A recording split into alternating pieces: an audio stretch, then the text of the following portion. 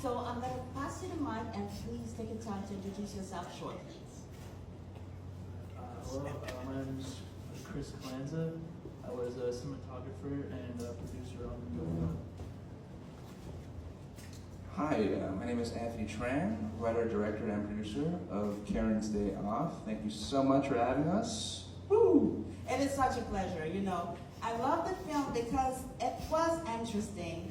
We all had an idea who was the Karen of the film, but we had a lovely surprise. You know, we don't want to tell the story, but you know, it was great. But the first thing that came to my mind is, what gives you the idea to write that? Anthony, tell me a little bit more. What was the idea behind that? Oh, I think all of us have had our fair share of Karens in the pandemic. I think we can all agree on that. Yes. Especially on set, that's for sure. But Yes. I mean, I understand like protocols and the whole COVID police, and I get that, but I'd be lying to you if I didn't say that that was definitely one of the inspirations for Karen in terms of in that regard. But the Karen that you see on screen, played by the great Keely Crawl, great performance by her. Oh, she's amazing. I'm so grateful to have her Yeah. agree to be a part of that. That's for sure. Shout out Keels. Like, it is the typical myth of Eve. Sorry, of Karen. Yeah. Spoiler alert. And it's the reason why I chose Mars to be a black character. Yeah. You know, because that was the center point. That was the origin of the story, Yeah. which was Mars's character. Him being black, that was the main sort of like idea of where the story came from. Yeah. And obviously, you know, Eve being a white character, white woman per se, that wasn't, you know, just random. That was intentionally designed.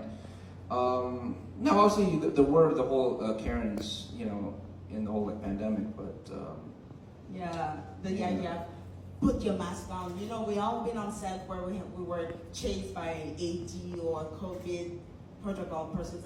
Do you have your mask on? No, I have my own, sorry. So I know exactly where you're coming from with that, you know. But what I really love is, as we're looking at the poster, we're sure that the Karen is actually Eve, but no. And on this note, I wanted to talk about a little bit about the cinematography. I loved it. It's shot outside, but it's so well done. What was the idea behind, like, how did you manage to create such a beautiful, like, color correcting and everything? I'm going to give you the mic.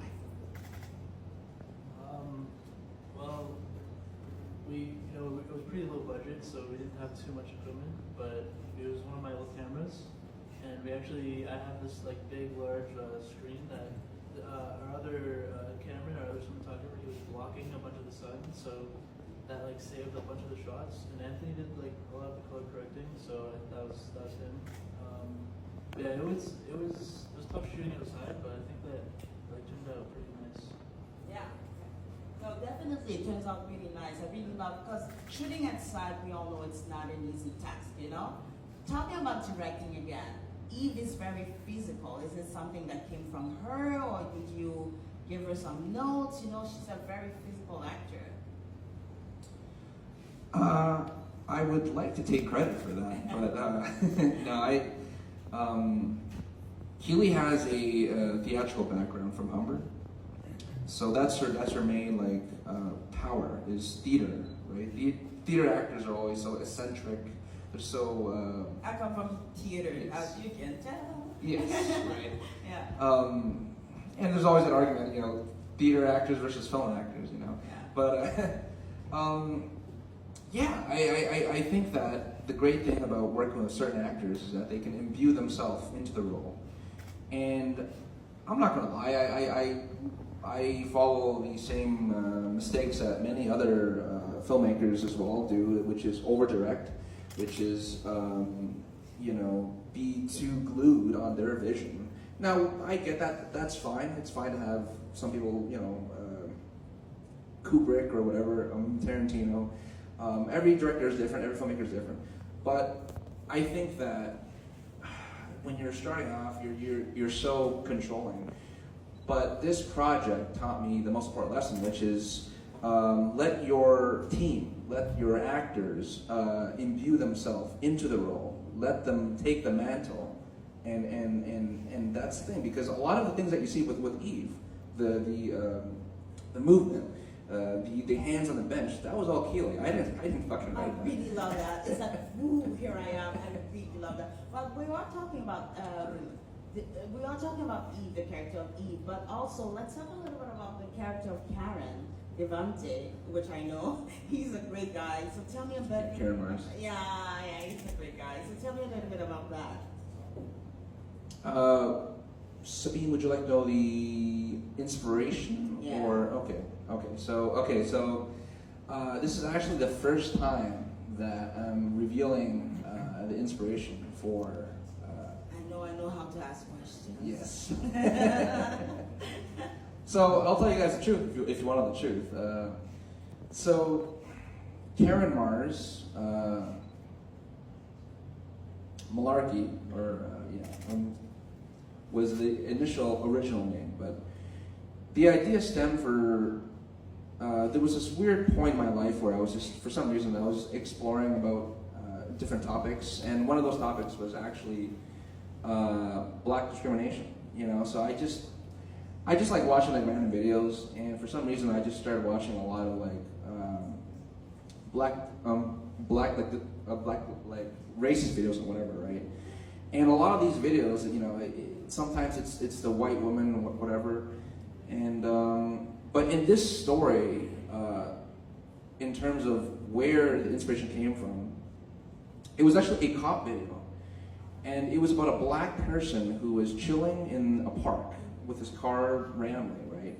And a cop sees him and investigates, right? But we all look at that as harassment, you know what I'm saying? And the one line that I took from it, which was, he said, I work like 6 days a week and you're harassing me on my one day off, right? So that was the key inspiration, the key fire ignition for the idea, which is why it's called Karen's Day Off, right? Oh God, I love that. Yes. I love that. Yes. I'm glad we went there. I'm really, it's something we need to explore more if we had more time. But there's another question, since both of you is here. I work with other cinematographers. Sometimes I have good experience and sometimes not so good. How was it between you two? And I'm gonna pass you the mic. It was a good experience. I worked with Anthony, I think, maybe 2 or 3 other times before that, and he's like really collaborative, and He's here. yeah. I'm a shit director, it's all. No, but yeah, it was a really good experience. Like we had a plan going into the day, but like at the same time it was like pretty loose, so we could just like do what we wanted, like be creative on set.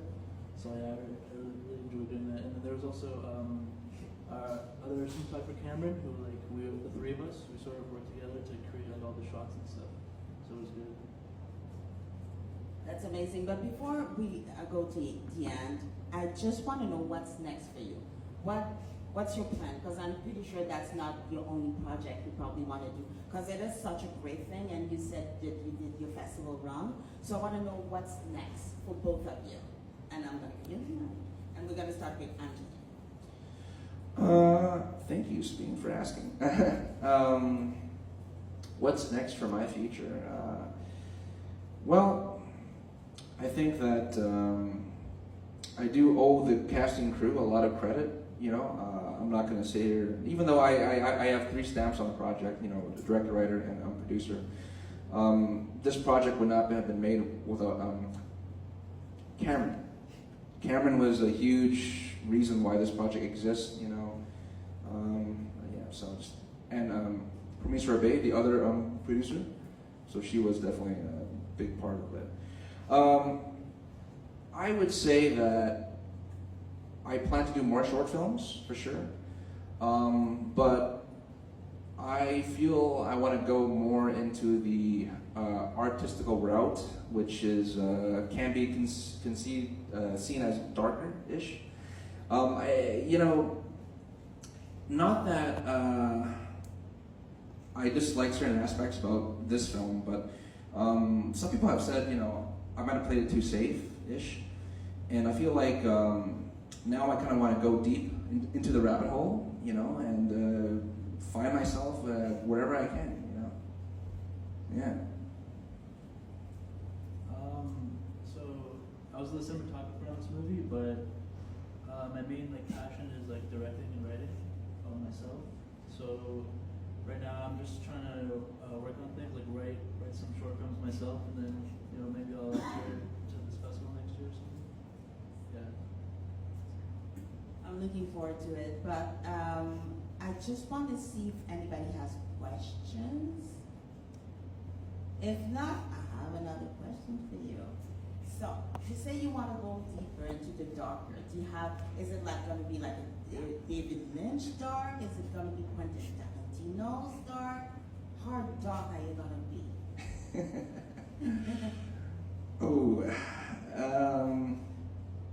I feel it's going to be Tarantino dark.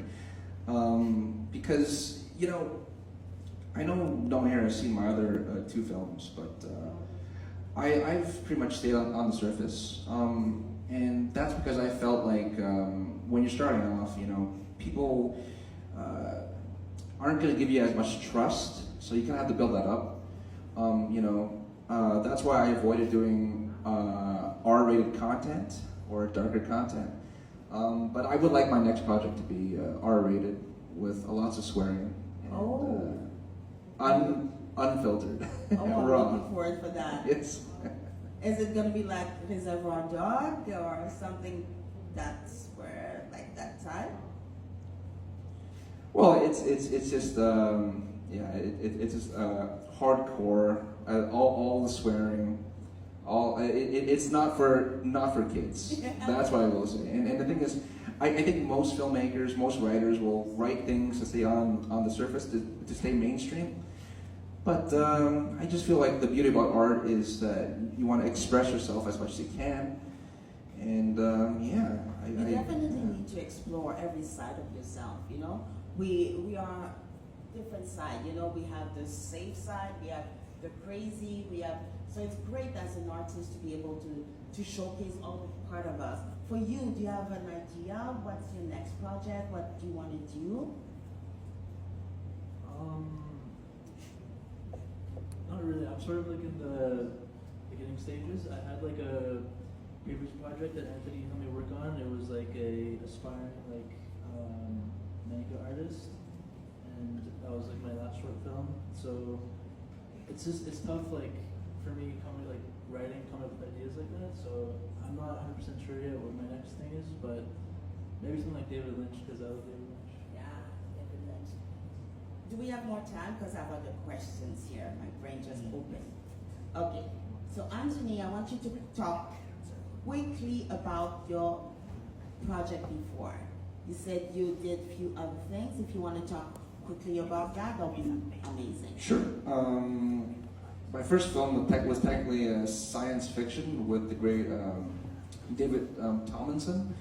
It was a fish out of water story about someone who got lost in Chinatown, right? And this person never experienced culture, right? They'd never been around non-white people. So to him, he viewed everyone as an alien-ish, right? But over the course of the film, he sort of becomes one with the community, right? And of the culture. Again, low budget, it is what it is. It is what it is. The second one was a nice music video I did with Kris, the great Kris Calenza. It was basically a cute story about a father and finding his daughter-ish, right? Which, most people who know me personally, they look at these subjects as kind of that's not really me, The real me is dark humor. I'm not gonna lie, the messed up stuff, We worked for 2 years together, remember? Oh yeah. Great great jokes with Sabine all the time, all the dark humor, you know. Yeah. But I feel like, you know, I want to have fun. You know, I think there's so much work that goes into making movies, and I think that it's about time we sort of have fun writing, have fun directing and acting, you know. I might not direct my next project just because I feel like I might know other people who might do a better job with certain actors. I don't want to give away too much right now, but... You know I'm going to ask what you mean. You know I'm not going to leave it there. So you mean you want to produce it and write it or something like that? In all honesty, what you learn over the course of time as a filmmaker is that you want to specialize in certain aspects. And I feel that it's a lot of work to do these things, and let's just say I spent like way too much time with this film. Because, you know, editing, I'm a lazy editor, you know, so that took forever, Sabine. Yeah, you know, my focus is Banana Bridge Studios, you know, and I would just be happy just being able to create stories and have them produced. You know, not to say that I'll never direct, but I'm saying that, again, going back to my point, sometimes you gotta let go of that control and maybe, you know, get other great talented people to come work with you, and it's just, you know, they're out there, you know. Yeah, and they're everywhere. Yeah. But what I love with filmmaking is the collaboration.